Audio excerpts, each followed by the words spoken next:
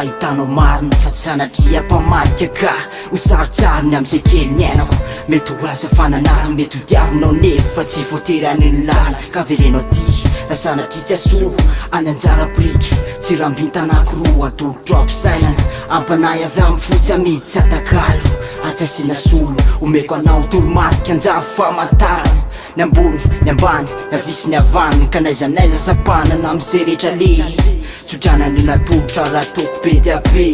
any hoany medranao any zay maso amin'ny fiainana kandana aloha any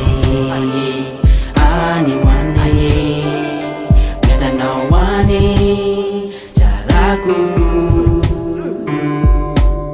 toa sakivokivy ray zotrano any fitadiavan'io kazasina fiambambany fantatrao ihany le fandraty sy ny tsara fa raha resapola tsy ampy atao tsy ampy mizara olana maro no manova tantara ny lasa ny hoavy nandroano tsaratsara ka tombo iary ahitana an'izay sary faran'izay mamiditra indrindra no aleo amaly amatra sy ampiavaka ny tanjona sy kinasy jerena ny lasa ny adim-piainana tsy voafafy tondra maso mpifaliana ho any na nateny latsaka tsy voatana miaraka amin'ny fandrese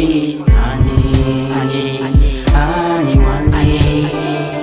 medranao any zay maso amin'ny fiainana kandana aloha any hoany medranao any tsarako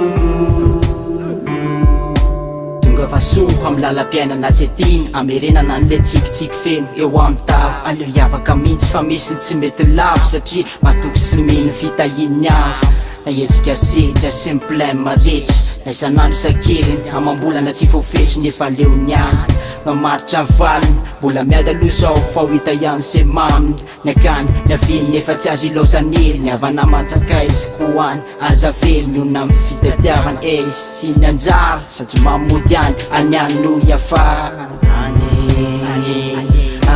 hoany medranao any zay maso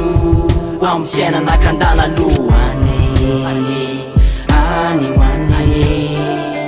medranao any tsarako any hoany medranao any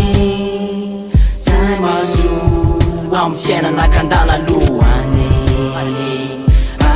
hoany medranao any tsarako atolotra se hoany mbola tatin'ny farangany